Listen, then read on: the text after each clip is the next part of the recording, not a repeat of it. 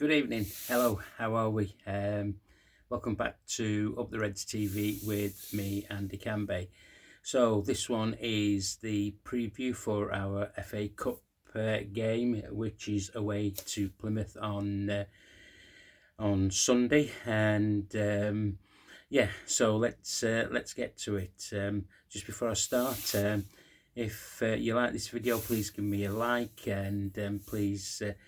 If you're watching it for the first time, please subscribe to the channel. We're trying to get up to 100 subscribers before the end of the season. So yeah, that'd be really helpful. Cheers, guys. Okay, let's get on with it. Arne's press conference.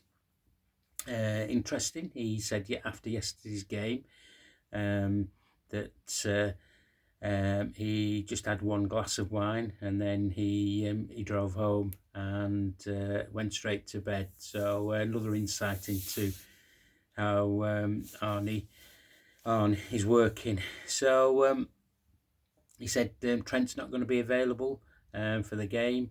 I think he was a bit coy about him being available for the game against Everton on Wednesday as well, which is massive for us. The way that we're playing and the way they've come into form, it should be a great game to watch.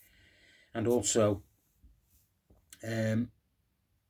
it's if we can get the 3 points there after last season, what happened to us last season, when the wheels really came off, didn't they, after that game for us, well and truly. I'd love us to beat them, convincingly as well. But that conversation is for another day. Let's concentrate on what else he had to say. He said, look, Plymouth's going to be a tough tie. Well, he would say that because it is away. Obviously, the team's going to be well changed. That's the impression I got. But I don't think there were that too many changes in the team itself. He said, look, we need to give players minutes. We need to get them. We need them. So they need to get minutes. They need to be ready when asked to come on. He said it was going to be a difficult game because the team that he'll choose probably hasn't played together much. So I don't know if he was just throwing out a wild card there, or he was just holding his cards close to his chest on that one. He was asked about Virgil, how outstanding he's been. He says he's been very, very good for him from day one, since he's come in. His attitude on and off the field. He said that, he hopes, and this is another hint that we were getting, that he could work with him for many more years. If that's the case, is there something on the horizon? But we'll just have to wait and see, won't we, on that. Somebody touched about Bradley playing. If Trent injury is long, is he, or if he leaves, is he the number one for the right back position? An interesting answer from him. He said, look, we need two good players for each position, and he has had that this season, hasn't he? He's utilised them really, really well. So he batted that question away. He was asked another question about the change of routine that the players have. They now obviously don't stay in the Titanic the night before a home game. The players stay at home, and I've touched on this before when I said that it was one of the many changes that he'd made. And he said, look, he is a human being, and they are human beings, and he said that it's best for them to be with their family the night before a game. They sleep better in their own beds, which we can all vouch for that, can't we? We've been away to Ibiza or wherever, partying, sleeping on rubbish beds, but you love to come back home to your own bed, don't you? Even if it's away for the weekend, So totally understand that. And he said, and in the comfort of their own surroundings. So, and that's what he takes from that as well. So he was asked, was the team in a better place than this time last year? He said, I wasn't around last year, but he said the team is all fit and ready and competing on all levels, which is really refreshing to know as well, because we were, as I mentioned this a few times, we were decimated with injuries coming into February, March, and it really killed our momentum, by the end of the season. So nobody's talking about these 4 trophies. I'm certainly not, because I'm really enjoying the ride that Arne and his coaching staff are giving us, and even the players for that matter. They have well and truly got into a groove now. No matter if there's 2 or 3 players out, 2 or 3 players come in, and they just carry on where the others are out the equation. So yeah, it's boding really well. We mentioned Tyler Morton. He's got a shoulder injury. He mentioned McConnell would have been on the bench if he could have had more than 20 players. He could have had other academy players on there as well to bring it on the bench and utilise, but he's only stuck with 20 at the moment. So I think that'll be a conversation for next season to get more players on the bench. And he did mention academy players playing in the Premier League. So excuse me. So yeah, he was also asked about how hard it is for him as a coach to get the players motivated. He said, look, he wouldn't be doing his job if he didn't come in and motivate the players. That's what he's here to do, and he's got to convince them every single day that they have to work and put the miles and efforts in the training. But one part of the job that he doesn't like is that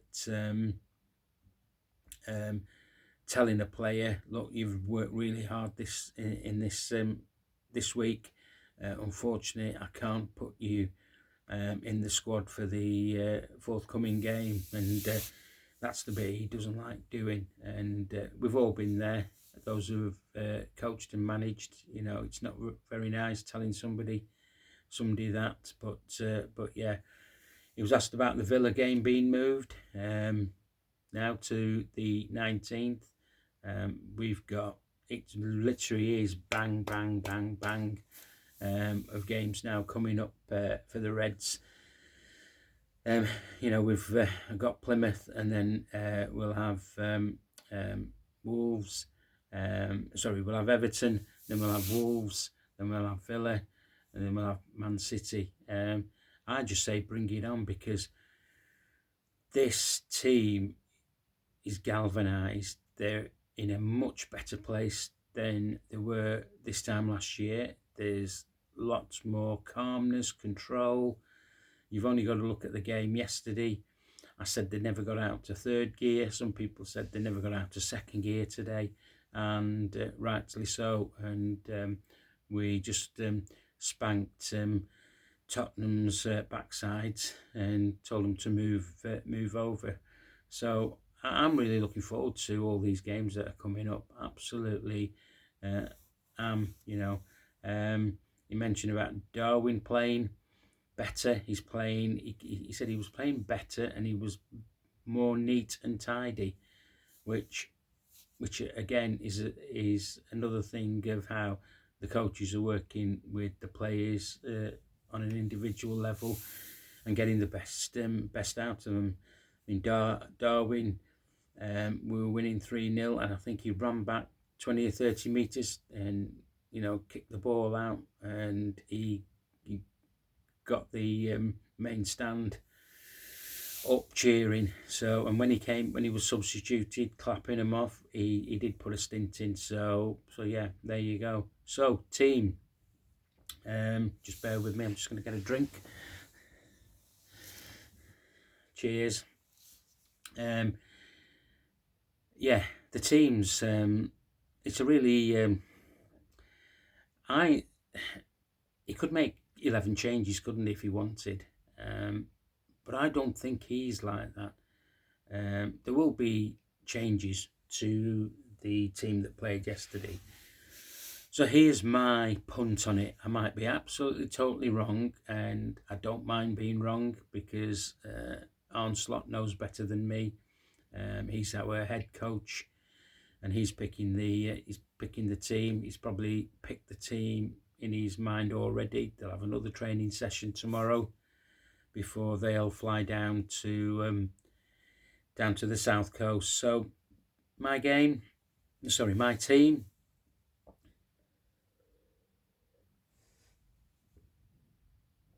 I think Kelleher starts. Obviously, Connor Bradley. This is the interesting one. I think it'll be Kwanzaa and Virgil. Simicas, Maka, Gravenberg, Elliott. Up front, I think it might be Diaz on the left, Jota down the middle, and it could be Mo. And then, we've got a plethora of subs that we can bring on. I might be totally wrong with that team prediction. As I said, he could make 11 changes and we would still be strong enough to beat Plymouth. Plymouth are bottom of the league in the Championship. So they're blowing hot and cold. And obviously, when you saw what we did to Tottenham with the players that we had out yesterday, if we just get, anybody can play for Arne and he'll get a tune out of them. So yeah, you tell me about who do you think's going to start. Leave me a comment below. Who do you think he's going to rest because of the derby on Wednesday? He always says take one game at a time, and he's right when he says that. But we really have got one eye on Wednesday, haven't we? Because that is a big game. Now, they're all big games between now and the end of the season, but because it's a derby, it's the last one at the Blue Noses ground. I think we will put on a performance unlike last year, where it was 100 miles an hour for both teams and we just run out of steam. But I think it'd be more controlled for me, and hoping that we take away the 3 points as we're still unbeaten from home in the league.